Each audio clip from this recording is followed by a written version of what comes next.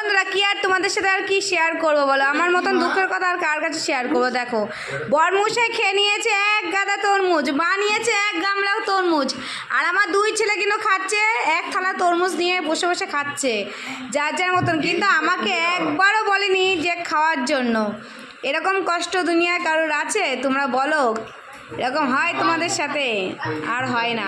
এখন খেয়ে দে এখন ম্যারেজটা যাচ্ছে না এখন পার্কে গার্লফ্রেন্ডের সাথে দেখা করতে। দেখেন সবাই বন্ধুরা, দেখেন এখন যাচ্ছেন সাজে গুজে গার্লফ্রেন্ডের সাথে দেখা করতে। তরমুজ সব খেয়ে নিয়েছে রাক্ষসের মতন, খেয়ে এখন চলে যাচ্ছে। দেখো ভেটকাতে ভেটকাতে, আমাকে বলেনি কার কথা, ভেটকাতে চলে যাচ্ছে বাজারে। আমাকে তরমুজগুলো সব খেয়ে নিয়েছে, নেই আমার জন্য।